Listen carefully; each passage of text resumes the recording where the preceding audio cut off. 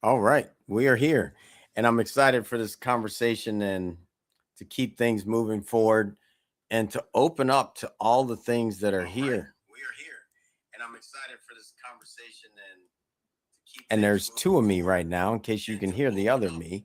But I want to get this conversation started with the space of understanding that what is it that you're putting first in your life, especially guys. So many things are often first in our lives, and they're nowhere near moving us where we want to go.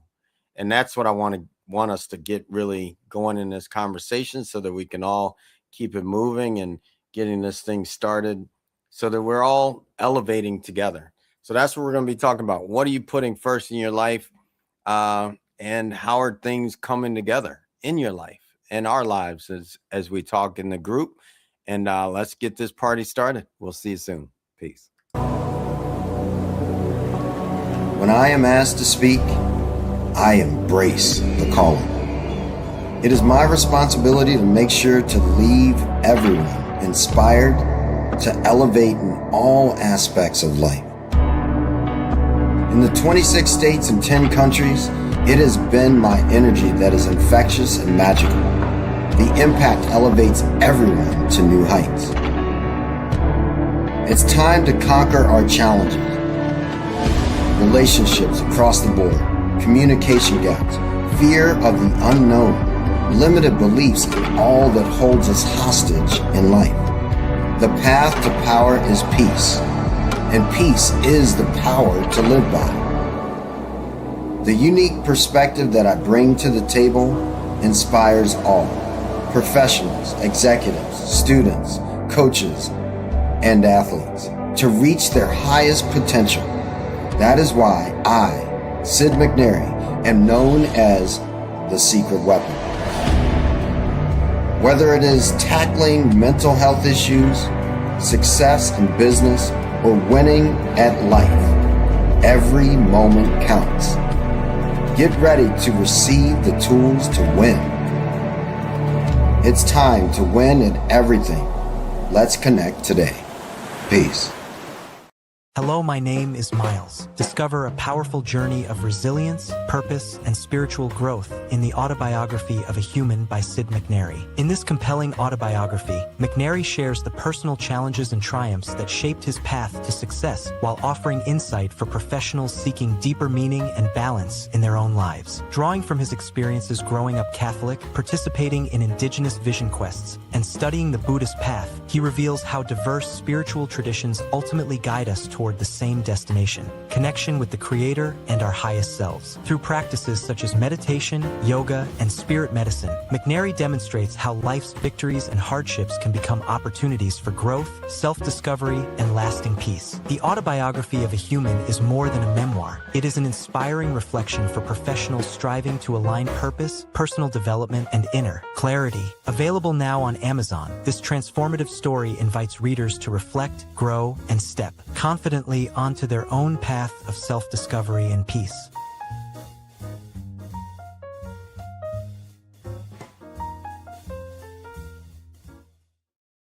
All right, we're here, excited for this conversation and to really look at it. And I just want to pause for a moment before I bring the guys up. Um, if you don't know Keith Mitchell, I'm not sure exactly what happened, but he's a yogi, uh, played for the New Orleans Saints for years, and he's passed, and it was looks to be a homicide. And so just want to take a moment and give my regards to his family, as I got to know them helping him publish his book and things like that. And so um yeah, just another good one gone too soon. All right, let's get the guys up. What's up, bud? And Tony, glad you made it. How you guys How's it doing? going, gentlemen? Tony.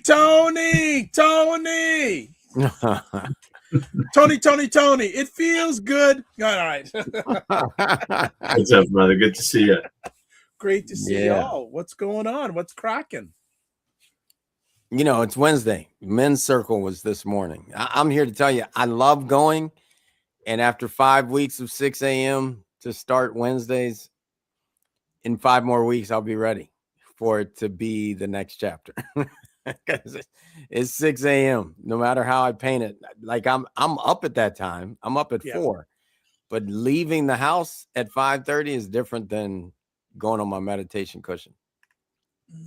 So it's definitely a commitment. It's definitely a commitment. It is that. Yeah, but it's here's something. This is what we talked about today. We talked about humility and how humility gives way. Like you almost can't be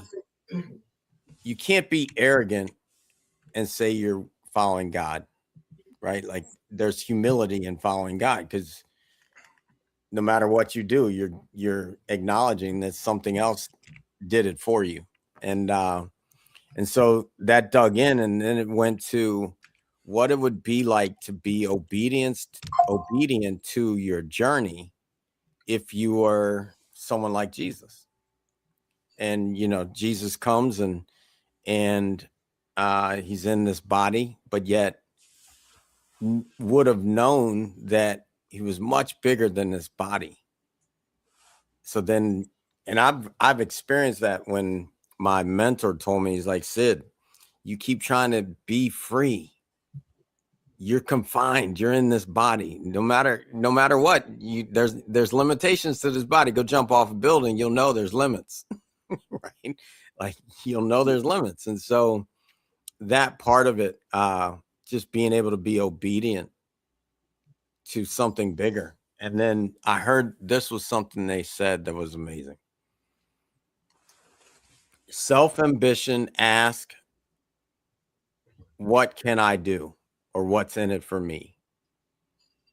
God ambition says, I don't want to misquote this. God ambition says that,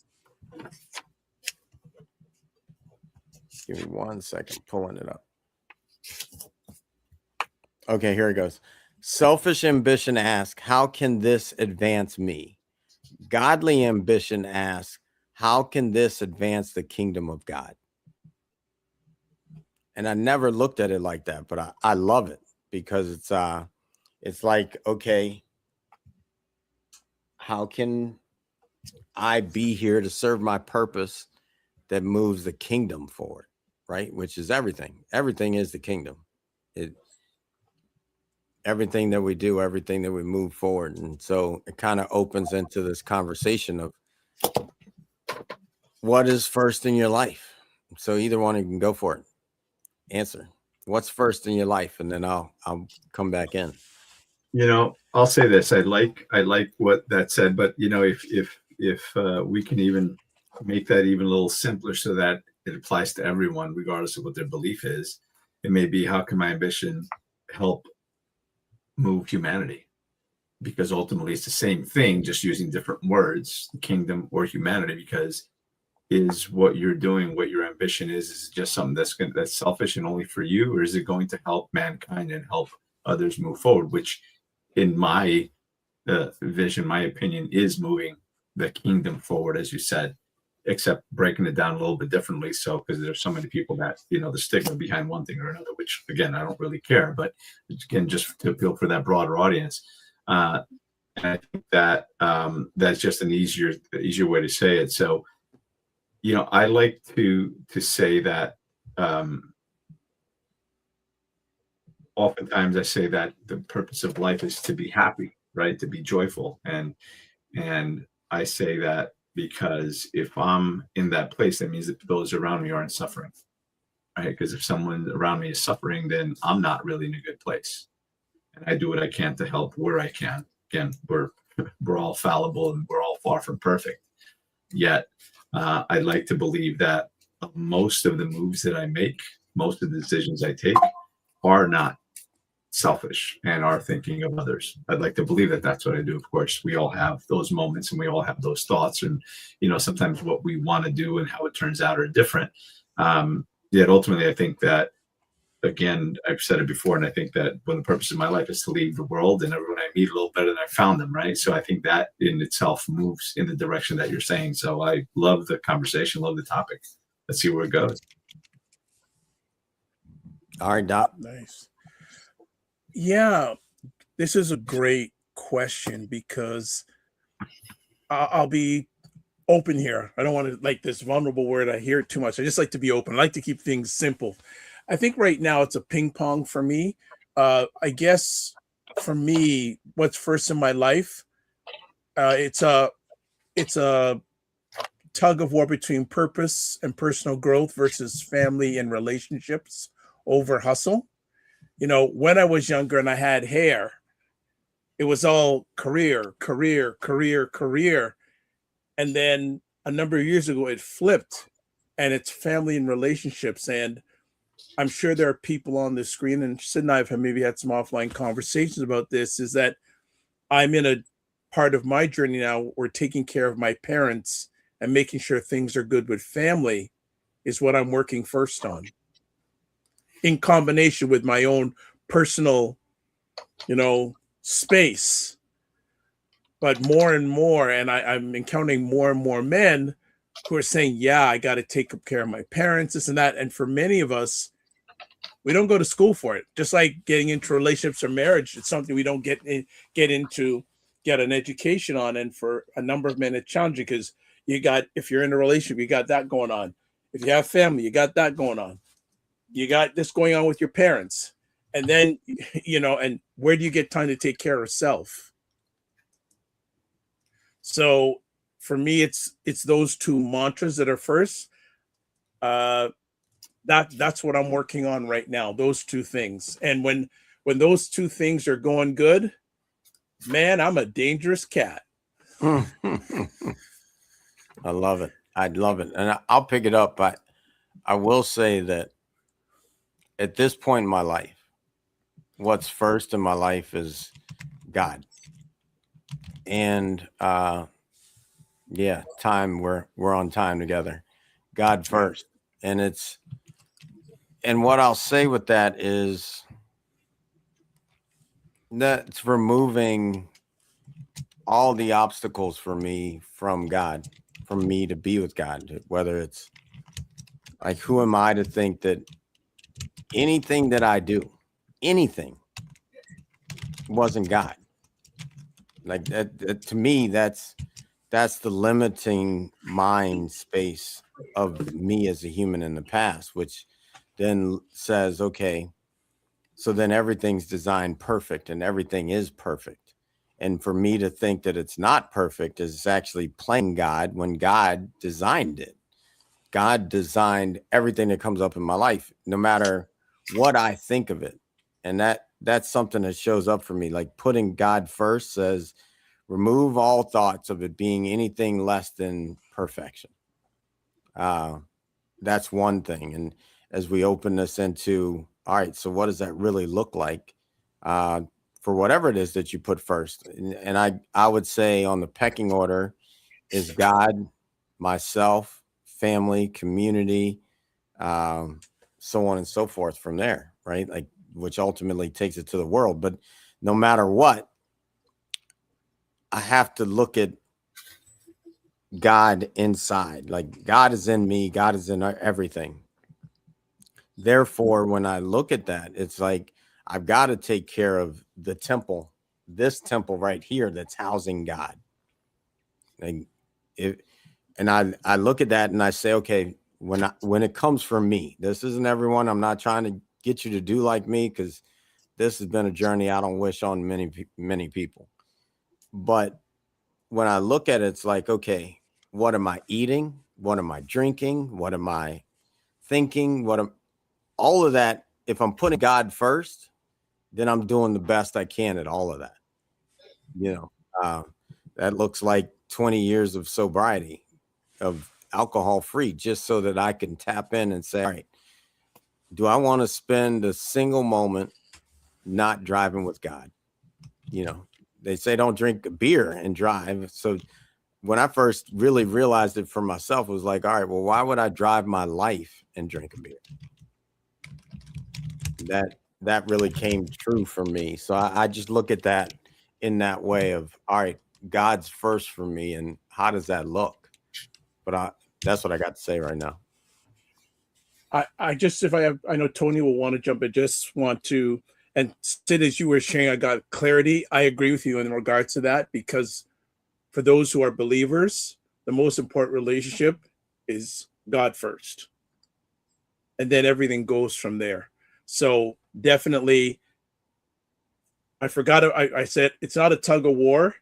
It's one way, and that flows from everything. It's just like a river that flows out to the sea. Get that stream right for those who are there, or who those who want to get there, and it will flow wonderfully into the ocean for you, from my experience. Yeah, I like what Time just said as well. You become the best version of you, and everything will fall into place.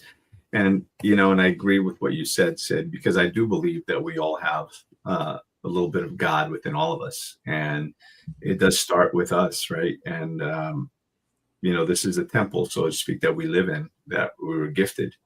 And I think how you show up in the world and how you treat um, everyone else that also has a little bit of God in them says a lot about, and it's a reflection on you and what you believe in, what your values and principles are. How are you showing up in the world? Are you one that's helping, or are you one that's hurting? Are you one that's part of the solution or part of the problem? Are you one that's giving, or just always taking, contributing, or just, again, being the person that's always the taker? And I think that the way you move through life has as much to do with your faith and what you believe in, more than what you say and with what you do. So I think that by honoring yourself, your body, your temple, honoring those around you is a way of honoring the divine. Love it. I love it. And welcome, Chris. And hey, what's up, gentlemen? Sorry I'm late. I was have a crazy morning with my dog in the vet, but I've been listening to you guys as I've been driving home, and love the conversation as always. And awesome. Beautiful to see you, gentlemen. Right on, right on. And I will say that, what comes up for me in this moment, and I think that I'm just going to let this conversation move from as we talk, what comes up next. And what's next for me is this, Tony, you said we all have a little bit of God. And how that lands for me is, it's all, each and every one of us is nothing but God. I mean, you can't have the God that is everything and take something from it. The God that created everything, the God that embodies everything, the God that is, like, in my mind, every time I go to meditate, it's creator, mother and father of all, infinite source, beyond space, time, and form, all that was, is, and will be, prime source, great mystery, great spirit, everlasting creator, holiest of spirits, God, I'm calling to you. And so that, for me, it's everything. God is me. And I know this is different, than we've gotten this. And I think one of the greatest things the devil can do is to help us to believe that we are separate from God. But yet in the book that most people that I know, 2.9 billion people on earth read the Bible, supposedly. That's a debate because of the way that we're operating on the world. But anyway, with that being said, Jesus said, you will do all things I've done and more. So what makes us think that God isn't residing inside? And most of the time, like we were talking about that in the men's circle today, and I'm just like, all right, if we believe that, then how are we not expecting ourselves to be like him, to experience in a bigger way? That's human arrogance to say that, one, I believe in the Bible, but I don't believe that part. Like, that doesn't make any sense. That's human arrogance. God is inside, and it's okay for us to start to say, okay, why is the world like it is? Because I'm in it.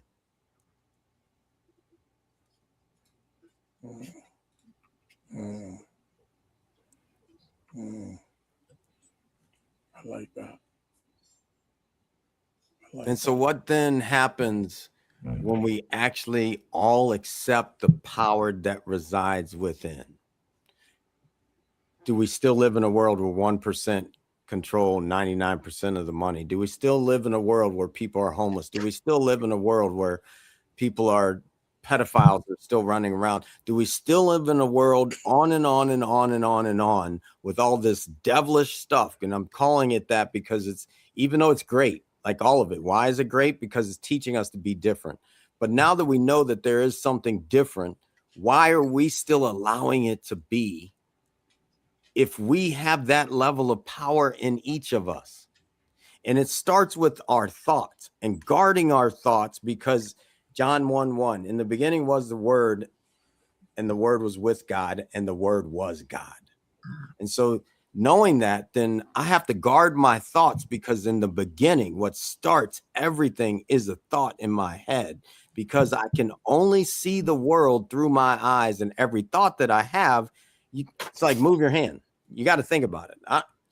Move your hand and don't think about it. I'd love someone to prove me wrong on that you can do something and not think about it. But you have to, because in the beginning is the Word. So then if I guard my thoughts and I guard my words, then what has to come forward is different. You know, along those lines, Sid, and thanks, guys. I've been listening to the conversation and love what you guys are talking about.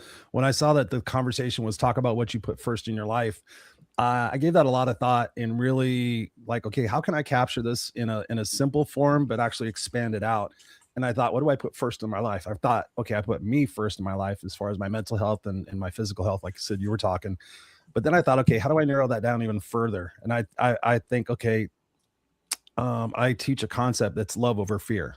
So we have to look at, am I operating from a lens of love, or am I operating from a lens of fear, first and foremost? So if I'm operating from a lens of love, then the love for myself, the love for the people around me, the love for community starts to bend back some of that stuff that you're talking about, Sid, as far as the bad things and the bad people in the world. Because I found that when I lived through a lens of fear, which was really scarcity, my actions and my attitudes towards other people weren't always as positive as they are now. And so I've found, with seeing it through the simplicity of love versus fear, that when I operate from a place of love, loving myself, accepting myself, forgiving myself, pouring into myself first, which is not selfish, then I find that the ripple effect, when we cast a stone in a pond, that ripple effect, I find that helps make the world just that little bit that much better. And so that's the thing I teach people, is like, start to take care of yourself and love yourself, and then love the people in your, even if you disagree with them. And that's one of the ways that we can really reshape the world. But if people are still operating from that lens of fear, lens of distrust, lens of dividedness, then nothing really gets solved, and it just gets worse. Sid, do I have permission to ask all of us a question? Absolutely. So I want all of us to do some quick reflection. When you look at your last 30 days, what got the most of your time? And does that match what you say you put first? Well, I'll go first, because it's easy for me to map out the last 30 days. What I can say for sure is to start every day is 2 hours of meditation, which is my devotion to God. Like I sit there, go through the whole meditation. Well, I start with praying, which lasts about 5 minutes. I pray, and then I go to the Lord's Prayer to start the day. I just got to this place that feels like, well, give us this day our daily bread, right? Like, so I don't know what else is going to happen, but I'm putting that thought into the world that, okay, I can come home and eat and all those things. Forgive us our trespasses, all the things about the Lord's Prayer. But what I've done with that is, I can say that prayer in probably, 30 seconds. Mm-hmm. Yet I'd taken the time to go deeper with it. So it's like hour, and then I breathe. Then I go back, our Father, and I breathe. Then I go, our Father who, and I breathe. And I keep going all the way through. And I'm with breath, because in between, I want to breathe that in and connect to spirit. And then, so that's the beginning of my day. Now, it just so happens that I'm just overly, in a great way, committed to it being about God. And so, which then has taken me back into the yoga room. And in my opinion, you're not teaching yoga if you're not taking people to God. You're teaching something else, and it's something different than what I want to teach. But so that becomes my job is about getting people to God. Everything about my day, everything. I talked to Liz about it. If we put something on our television, it's going to be about, all right, what's taking me deeper to God? So yeah, I really do. And I try to, as best I can, 18 hours to God, as best I can. If I can get 24, that means I'm sleeping thinking about God, which the last couple of days I've woke up thinking about God. So maybe I am when I'm asleep too. But I really genuinely, humbly say, yeah. And I just want to do everything that I can to bring this world to a better place before I leave, which says that's God's work. And so then it looks like not even thinking about what I'm doing next. Show me where you want me to go. Who do you want me to serve? I didn't expect this lady to come into a room today and tell me about her American Indian husband and them having a problem and this, that, and the other. And then I'm like, all right, here's my phone number. Reach out. She already texted me. So we can get on a phone call and I can talk to him, and not because I need to sell him anything or anything. Just, all right, God, you introduced him in my life. So here I am. What do you need me to do? So that's just how I'm moving, and it'll continue, which reshaped my whole movie, because I had to go back and say, all right, where's God in here? So evaluating it all to do that, just how it shows up for me. Thank you for listening to that rant.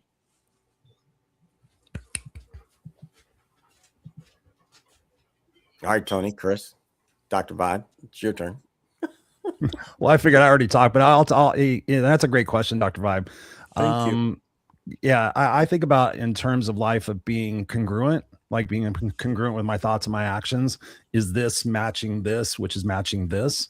And I'd have to go back to say, yeah, it's about love. The last 30 days have been intentionally more about enjoying the moment, being present. We went on vacation together as a family, and it's important for me because in the old version of Chris back in the go days and the fear days and the scarcity days, I wasn't present in the moment. I was constantly always in the future, trying to predict what it is I was going to do to be successful, or I was in the past trying to play Monday morning quarterback and figure out what I could do differently.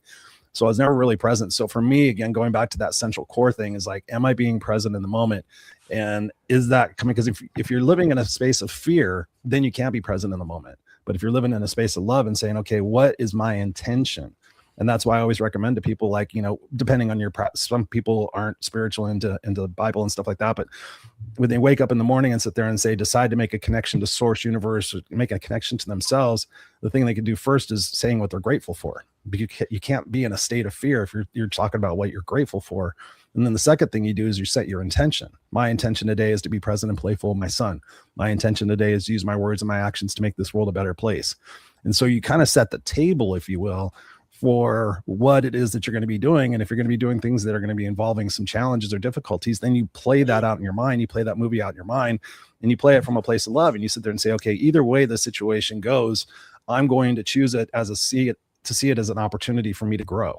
Even if it's contradictory to what I want or what I think I deserve, I'm going to see these situations unfold as a possibility for me to grow. And ever since I've shifted that in my life, I was still successful. I was very successful before. I had a corporate career, all sorts of things, but I wasn't really connected to myself or connected to God, source, universe, however you want to look at it. And so for me, it's about that congruency and that intentionality of being present in the moment and really living that legacy. Ultimately, for me, it's like, okay, if I pass away tomorrow, did the things I do today really make a difference? And will people miss that or be inspired by that? So that's the answer to my question, or your question. Great one. Well, I guess I'll jump in and say, again, I think gratitude is a very big part of life, and we should all start our day that way, and just to be grateful and stop asking for things and be more grateful for what you already have before it's gone. Because oftentimes people, their prayers involve just asking for more. And we need to start being grateful more for what we already have. I think that, in my opinion, family comes first because taking care of your family and taking care of the people that that were that you're blessed to have in your life, right? That were a gift. It's all part of it. I think it's not disconnected. Putting God first and putting family first is one and the same, in my opinion. Because again, as you said, we all have God in all of us. I think that, again, my goal is to always do the best I can to help wherever I can, and not and to cause the least amount of pain and damage possible wherever I step. That said, we all make mistakes. None of us are perfect. So I think that it is about leaving this world and everyone you meet a little bit better than you found them. I think that at times we're supposed to help, and at times we're supposed to step away and let nature take its course, right? Without getting into a whole nother leg of the conversation. Sometimes you need to let things be, work out the way they should, because oftentimes we get involved in things to help someone, and yet at times, I think we spoke about this last week, we help people too soon and they didn't learn the lesson they were supposed to learn, so they're just going to pay. They're just going to suffer through that again and again, and expect someone to bail them out instead of taking care of things themselves, because they've learned the lesson. If you never learn how to fix it, then you're never going to know how to fix it if somebody's always fixing things for you. And I just, because I did look it up, what you said before, if God is all around us, then how is it that some people have more than others and less and everything else? And I came across a Bible verse and I looked it up in theologians, and it says, "For even when we were with you, we would give you this command: if anyone is not willing to work, let him not eat. For we hear that some among you walk in idleness. Now such persons we command and encourage in the Lord Jesus Christ to do their work quietly and to earn their own living." And I know that's not part of the question, but it does speak a bit to what you said, the question that you asked before Dr. Vide put that question out. And I think the best thing that we could all do is provide for our family, provide for ourselves. And when we have abundance, we help others, even when we don't have abundance. But we got to remember that we must take care of our families first, because that's our responsibility first and foremost, right? Is to take care of the gifts that were given to us, take care of this body that was given to us. Because if you don't take care of yourself and you don't take care of your family, what is the point? Exactly. Right. The purpose of life is to, in my opinion, again, as I said, is to as the Boy Scouts would say, leave it better than you found it. Right. And again, to leave the world and everyone I meet a little better than I found them, that means raising good humans. That means being good to people. Right. So I think that family first, and really taking care of your family first, and then helping others as much as you can, and teach your kids to help others and to contribute and do that as well. Yet oftentimes we find ourselves doing too much and not letting people kind of fend for themselves and learn the lessons they've got to learn. All right, Doc. Well Before I jump on this next part of the thought in my head, I want to give you space, so I didn't want to jump in too quick. For me, definitely the last 30 days, and it's been longer than 30 days, the taking care of myself has been front bumper. As I like to say with people, I like to tell people, I don't just manage your time, manage your energy. So I'm intentionally making sure I manage my energy, because that energy comes through God.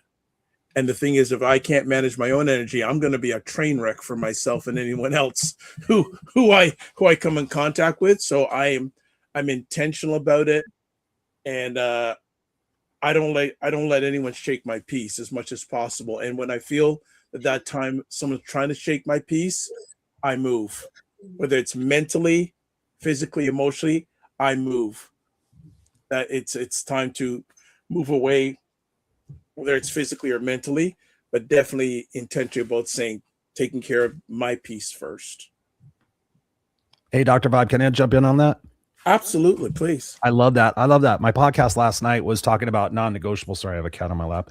Talking about non-negotiables, and I was breaking it down between physical health, mental health, and relationships. And I was giving people ideas of where they could draw non-negotiables in their life that can actually really advance them personally and professionally. And that was one of them, was having that non-negotiable that I will not allow toxic people to invade my space. And not to say that, somebody that doesn't have a problem, of course, we're going to help them. But we all know those people or have had those people in our life. They're like, oh, Dr. Vibe, geez, my job just sucks and my relationship's stuck. Oh, yeah. What are you going to do about it? I don't know. I'm going to do something. And then you talk to them next time. They're like, oh, my relationship's up. And you're like, okay, the definition of insanity is doing the same thing over and over again. So having that non-negotiable to sit there and say, you know what? I care enough about myself that I'm going to protect my energy and protect my love. I'll be there for somebody, and perhaps I need to have a tough conversation with them. But also at the same time, not allowing yourself to be a part of that emotional vampires, those energy vampires that can come around us. So I love what you said. I wanted to capitalize on that for people listening, because it really, when you put that non-negotiable in there and you really examine the things that we tolerate in our life. I have my coaching clients do that exercise, and they find that they tolerate a lot more than they should. And then once they start eliminating those tolerations, their self-love, their joy, their abundance, their ability to serve their family just exponentially increases. So I'll capitalize on that. If I can just jump in and just put a cherry on top of that as well, is, one thing that I often say, and people talk about, oh, that's selfish, being selfish. Well, self-care isn't selfish. Yep. Self-care is essential. Not practicing self-care is actually selfish. Sounds counterintuitive, but think about that. If you're not at your best self, if you're not taking care of yourself, you're taking care of your health, if you're not sleeping, I know that I have a hard time sleeping. So when I sleep less than 5 hours, I am not that good for myself, to people around me, to God, to do whatever it is. I'm firing on like 3 cylinders, never mind 4 or 6 or 8. So practicing self-care is essential, because if you're not showing up, if you don't have the energy, and if you're not feeling well, if you can't show up as your best self, you're showing up as a lighter, dumbed down version of yourself. So it really is about practicing self-care. And practicing self-care is, in a way, honoring God as well, because again, you're honoring the vessel. You're taking care of you so that you can show up as your best self to do the best work you can at whatever it is that you're doing, whether you're sweeping floors or whether you're cleaning arteries in somebody's heart, whatever that might be. Just to be the best, you have to show up as the best you can be. So practicing self-care is essential. Walking away from toxic situations, toxic people, leaving toxic relationships, not tolerating so much bullshit in your life. And oftentimes we tolerate mediocrity, tolerate shit in our own lives from ourselves, right? And that's a conversation that I have with myself often. It's like, what the hell am I tolerating? Why am I tolerating this? From myself. Right. I'm not going to tolerate it from other people. Why should I tolerate it for myself? So practice self-care is absolutely essential. It is not selfish. Take care of you, because if you're not here, if you don't take care of you, you won't be here to take care of all the people and the things that you find important. You're not going to be here to practice and do all the things you say you want to do, the people you want to help. So if indeed you're being honest with yourself and you say that that's what you want to do and you're not practicing self-care, you're lying to yourself. Exactly, So Tony. I One thing I want to back. capitalize on. Hold on. I want to run it back to this idea of family. And 99% of everybody on earth is exactly the same. Bleed the same DNA. 99%. And if we go back, if you believe there was a beginning, like if they didn't just sprinkle a ton of humans at once, if humans evolved from something, there was a first human. If humans were created by God, there was a first human. And then when you go out from there, everybody's family. Everybody's family. And so when I look at putting God first, as soon as I think that anything is other than God first, I've actually separated from God first. So if I think that my family's first, I've actually disoriented my brain away from God first, because it is God. Like that's just me. I'm just sharing this. Y'all can say whatever you want.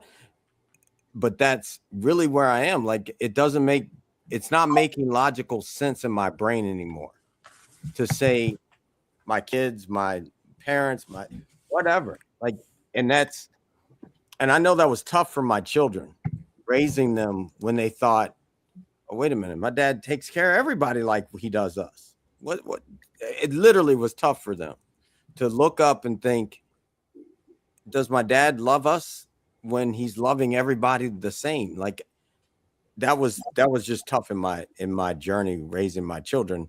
And fortunately, the oldest is like, actually, dad loved us more than we could have ever imagined.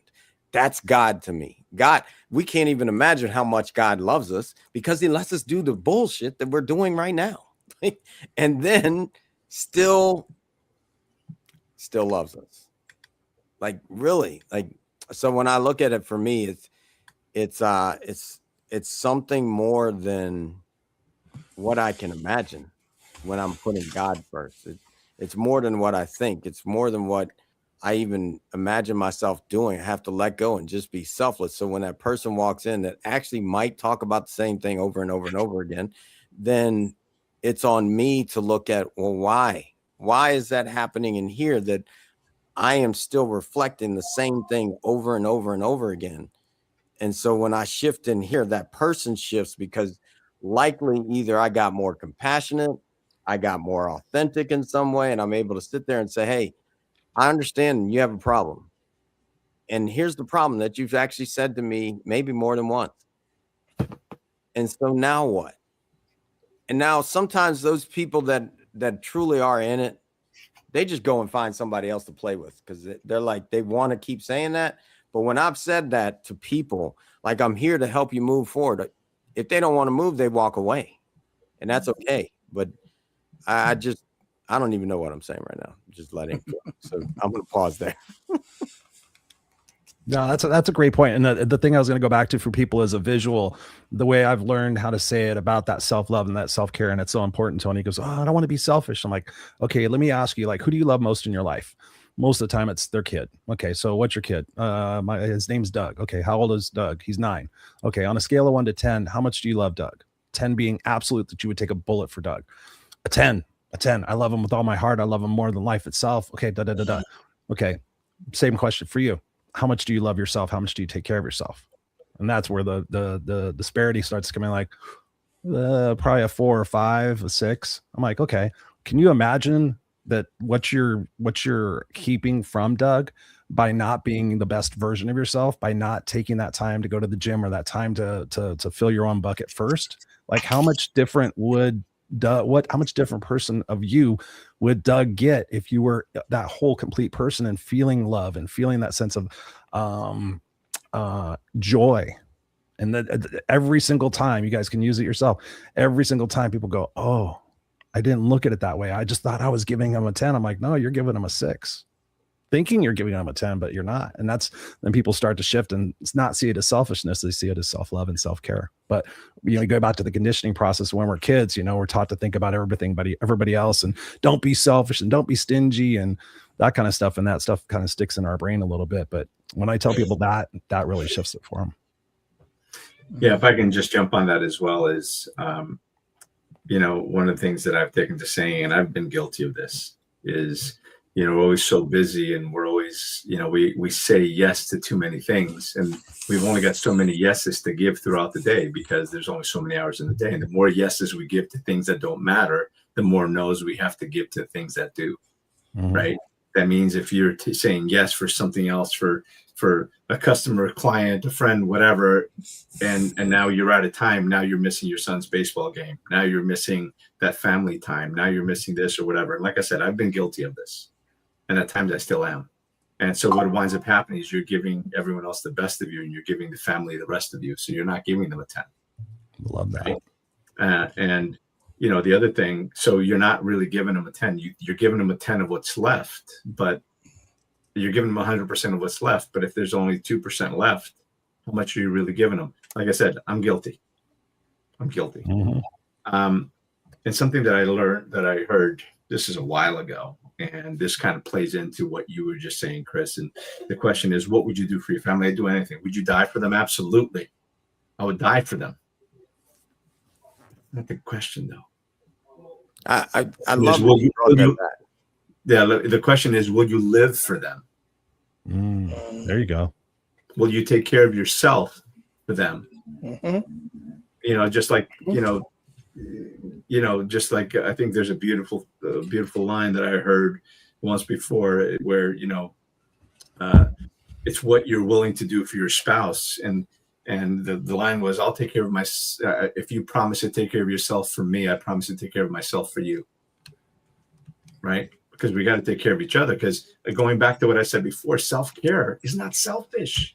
If you're not taking care of yourself, you're being a selfish prick. Because you're showing up as a dumbed down version of you. And at some point, you're not taking care of yourself. You're not sleeping enough. You're not eating right, but you're taking care of everyone else. And then you burn out. And one of two things is going to happen. A, you're going to start to resent the fact that you think that you're doing for everyone else and no one's doing for you. Of course, chances are you probably didn't accept the help when the help was coming. Or you just dropped freaking dead because you weren't taking care of yourself. So now what good are you for anyone? What good was it you working 18, 20 hours a day when you probably already have enough? Or maybe you don't, and that's okay. But there's times that we have to be in survival mode. There's times of struggle. And there's also time of enjoyment, time of relaxing, times of peace. Because it's not just go, go, go, because you're going to go, go, go, go, go. There's a great video out of a man chasing the money to the point that, he finally gets the money and he dies. What the hell's the point? You got to enjoy life along the way. And again, and that's something that I think of often. And I have to recalibrate myself on a regular basis because oftentimes I am giving the best of me to everyone else and giving the rest of me to the things that really matter. Self-care is not selfish. So will you live for the people that you love and for the mission that you have and for God? Will you live? Great. You'll die. I'm glad you brought that back because when I heard it from Chris, would you die for? At first, knee-jerk reaction says yes, and then I said no, no, because I just, why are they in that situation in the first place? Like, no, I can't even imagine that I would ever even be there, that I need to die for them when it's like, all right, I've taught you how to live. Like I really have. I've taught my children, stop. Like my son told me the other day that because he did Uber as a side hustle. And he told me about having the gun pulled on it. And I'm like, all right, man. So now that you're in my house, there's no reason for us to go there. I don't want to have to die for him. I don't want to have to go kill the person that killed him. I just don't. So let's stop that. Like stop putting ourselves in the situation that says I've got to die for you. Like, no. Stop sending our kids to war for needless things. Oil, needless. I don't care how you paint it. We have electric cars now. Oil, needless. Stop. We're doing these things like we're cavemen and we don't know how to think it out. We now, like as a caveman, you might have to go run in front of the dinosaur. I don't know how it worked out back then, but now we can make different choices on the way. Like we're smart enough. We're human enough that we now should be able to see the repercussion of our actions. So stop doing the things that says I got to die for you when we can all live well. That's just, again, will you live? Yeah. Will you live for me? And not to turn political, but we don't have to send our young men and women to die overseas for oil. We got plenty of oil right here. Let everybody else deal with their own shit. And that's what we need. Kind of going back to what that verse that I quoted before. Let everybody fend for themselves. We help when we can, but we have to stop doing for people. That's the biggest challenge that we have. And and since I'm there, I'm gonna read another one that was really good. But if anyone does not provide for his relatives, especially for members of the household, he has denied the faith and is worse than the unbeliever. Go to the ant, O sluggard, consider the way. Well, no, that's not the one I wanted to read. Slack hand causes poverty, but the hand of the diligent makes you rich. So, it's not about blaming those who have succeeded and done well. Yes, are there bad people that have made a lot of money on the backs of others? Yes, but there's a vast amount of people that didn't do that. but because they were diligent, they got up and they did the work. They got up at 5:30 in the morning, 6 o'clock or 6:30 or whatever time, and went to put in the time to provide for their family, to provide for their community. Those are the people that we need to celebrate, not vilify. Well, I mean, yes, and maybe not. It says in the book, those that are given much, much is expected. So if you have billions of dollars and you can't spend that, you're going to go to death with a lot of money. You can't spend it. So with the billions in your bank account, why aren't they? Those that are given much, they're likely, if you believe in the book, then there's going to be a problem. It's going to be something to answer. I don't even know. It's not that big a deal to me. You do what you do. But I know that for me, in my heart, where I am in this moment, give me $1 billion. I got to go take care of a lot of people. And we should help those that are unable to work, but we should not help those that are unwilling to work. Well, then why would Jesus go to the cross and say, forgive them, Father, for they know not what they do? So then why aren't we able to live? Here's the thing. I'm not Jesus. And yeah, I'm but you're supposed to be like him. You read the book, you're supposed to be like those that are unable to help themselves, but I'm not willing to help those that are unwilling to help themselves. So then, therefore, don't say I put God first. Listen, brother, I get it, but there's always going to be, unfortunately in this world, in today's world, there's more takers than there are givers. There's Why more is that? Because we're not getting, again, unless this is going to get political, we probably shouldn't go down that road. No, but I think I'm not even saying political, because listen, you go to Yosemite National Park as an example, and there's a sign that'll say, "Don't feed the bears," because or any wildlife, because if you feed the wildlife, they get used to being fed and they will no longer fend for themselves. And when you're not here to provide for them, they'll die or they'll get sick, whatever else.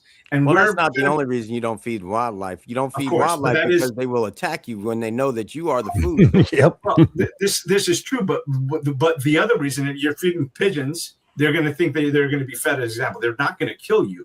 A bear will kill you, but a raccoon won't. Neither will a squirrel. But my point is, when you provide, I think the coons get you though. I'm just letting you know we got some crazy coons in Florida, so don't go feeding these either. No, but my point is that the same thing applies to humans. When you make life too easy and you give them everything, somebody did an unscientific study, and you may have heard me share this before. Said, and the man just decided one day that he was going to go. He took the bus to work every day, and he decided that every Wednesday he'd go and he'd give some guy standing on the platform $10. And he decided, he was like, "What?" The guy's like, "What is this for?" No, I don't need it. No, please, let's just take it. And he did this week after week. And after doing this for like 8 or 9 times, one day he showed up and he didn't give the guy the $10. You know what happened? The guy's like, "Yeah, where's my $10?" Yeah, I've had that experience. But then there's also these kids that are fed everything, that are rich, spoiled brats. So just as you say that, there's the opposite that happens too. But then as they become rich, spoiled brats, they still go on and work. So I wouldn't say that that's a 100. There's nothing that's always there's things that are correct, but I don't say that not everybody fits in the same box. What's that? Not everybody fits in the same box 100%. Right. So I don't think it's okay for us to say these boxes and as if they're going to be black and white, because they're not. Well, this one is. If Tony, hold on. Let me just say this. Tony, you can go find somebody that was on welfare or whatever that has turned their life into an amazing space.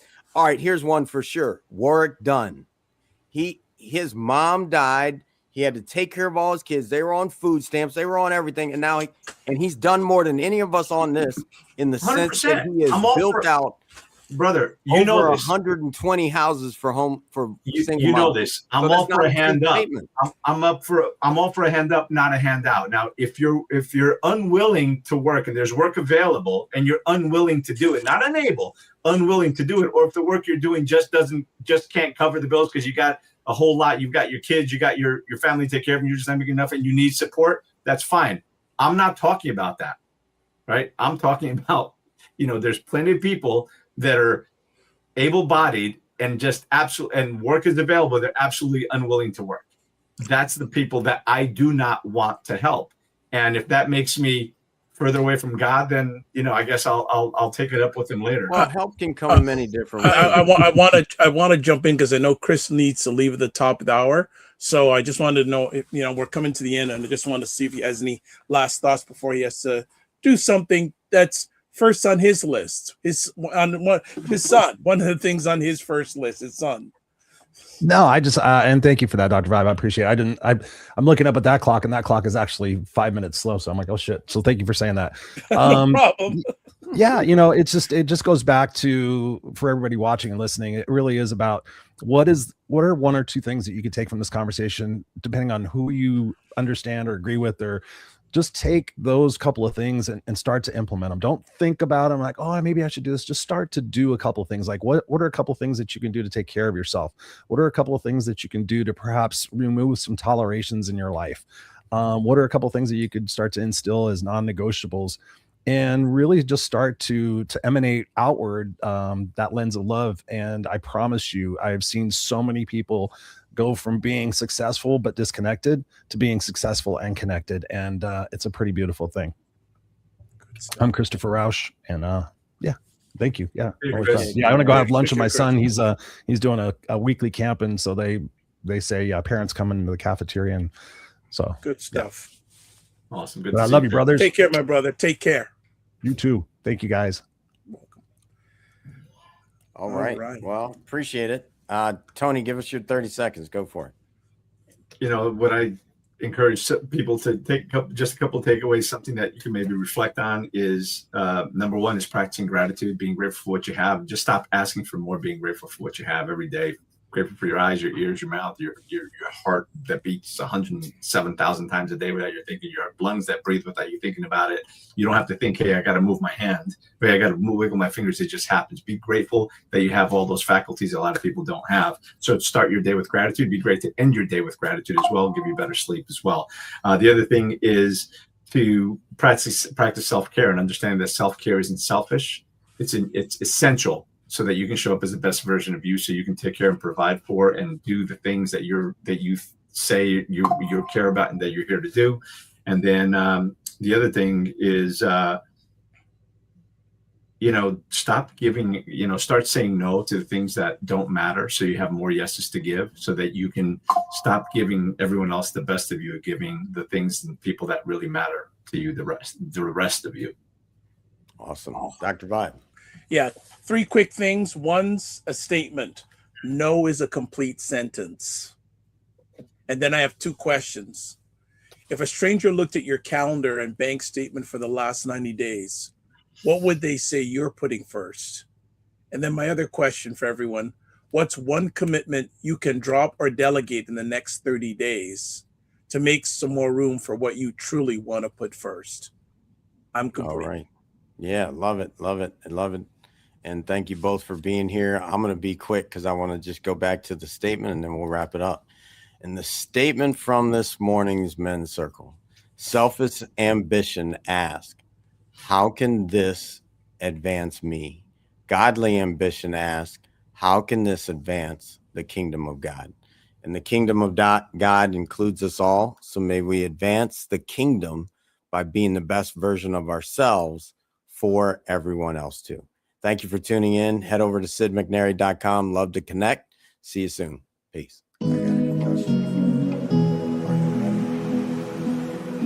I've been at peace for so long. It seems like I've been sitting all alone. Would you know when the crew is coming through? They're the ones that will make anew.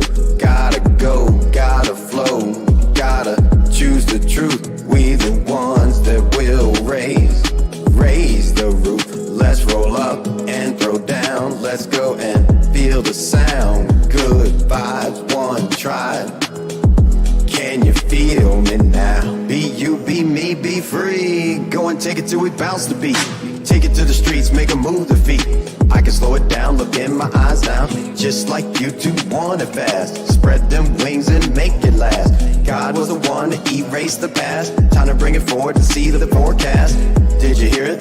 Did you hear it? Lift your dreams and fill the glass. Did you hear it? Did you hear it? Lift your dreams and fill the glass. That was God's broadcast. That was God's broadcast. Time to embrace the peace. Time to embrace the peace. Time to embrace the peace.